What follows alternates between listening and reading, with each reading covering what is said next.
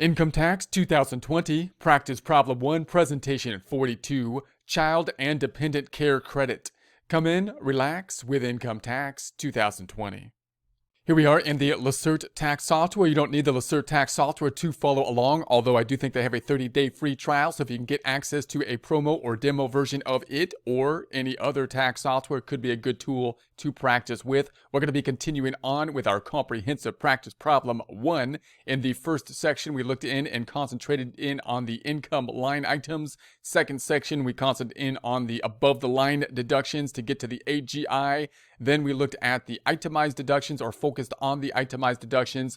Then we added a Schedule C business, a sole proprietorship business reported on the Schedule C, now focusing in on the second page in essence, where we have the credits. So we have added the credits now for dependent credit and child tax credit and the education credits. Now we're going to be adding the credit for the child expense for dependent care. So dependent care expenses, and this is going to be, if we go back then to page 1, for Sam Smith. So Sam Smith, the child, we've got 2 working parents. We're going to say that they pay for some kind of daycare service so that they can work in some way, shape, or form. And that's the credit we are considering here, keeping that independent or different or distinct in our mind from just simply the child tax credit, which you would get just for basically having, the qualifying child.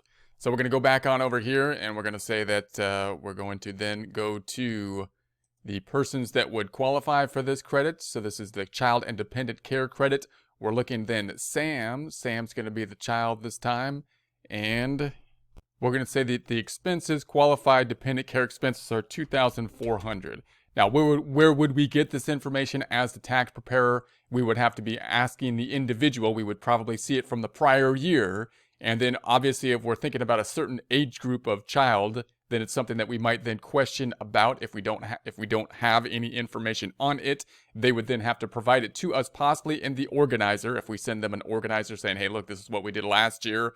What is your circumstances this year? And hopefully they fill that out and give us that information. Or of course, we would have to ask for it, and then they would give us it. We're not going to have the formal documentation that we would have for some of the income line items, or even the tuition for the education credit that we looked at, where we might have formal documentation for it. We would have to basically ask about it in most cases, them providing that information to us in written form somehow, generally. So then we're going to say the institution. So we're going to make up an institution here. The name is going to be just childcare, and it's going to be at the 9971 West Wanda Drive, Beverly Hills, 90210. That's actually a home for sale if you want to take a look at that and have a few million you want to spend on it. But then we've got the tax ID number. So we would want to make sure that we get the ID number. So if we're asking a question about the client, about the payments, we want to say, how much did you pay for it?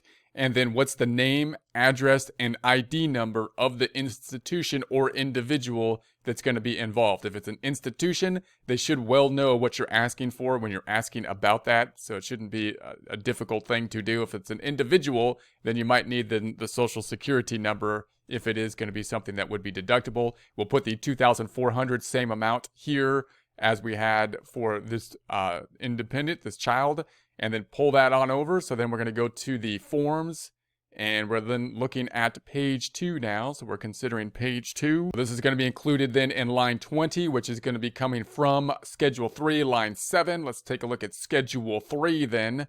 Within the Schedule 3, we got the credit for child and dependent care expenses. This is the one we're considering at this time. And also we had added to that the $1,500 for the education credits. That's going to give us that $1,980 that pulled over to the second page of the 1040. So now we're going to look at that form 2441. So down here for form 2441, we then have the child and dependent care expenses. So we got the child that is going to be qualifying. This is going to be the child care. This is going to be the organization. And then the credit for child and dependent care. So we had the $2,400. So that's going to be the amount for Sam Smith, $2,400.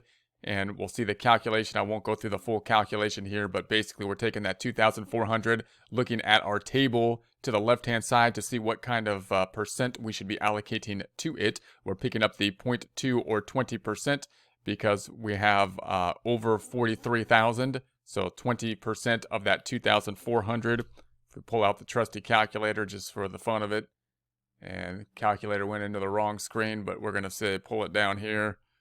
2,400 times the 0.2, and that's going to be that 480. So that's going to be our 480.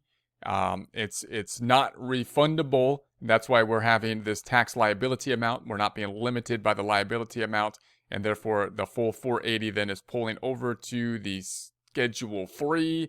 There's the Schedule 3 adding up with the 1,500 to then pull over to the 1040 page 2. So there's no impact on the first page of the 1040. We're still at that 86,221 second page. No impact on the tax calculation. We're still at the same tax calculation. We had the 2,500 up top. That did not change either. That's from the child tax credit. Not to keep that mixed up, which is basically a child tax credit and the dependent credit just for having a dependent and a qualifying child, versus the amount that was included in here for the dependent care credit of the 1,980 to get to the total of the 4,480. And then we have our other taxes. This did not change. This is from the self-employment tax on the Schedule C business to get to the total tax now at the 13,707, which is including, the benefit from the credit we had up top, and is not including benefits we might get from the credits down below, which are the refundable tax credits. Then we have our refundable credits and payments, including the amount that was withheld from the W-2s, in this case the 8,000, plus the estimated payments if we had any. We did this time. We had the 10,000 estimated payments, and we had the refundable credit now that we looked at for the HOPE credit, the 1,000 portion being refundable for the 19,000. So now we're comparing the tax liability of that 13, the 13707 minus the 19,000, resulting in that 5,293 of the overpayment at this time.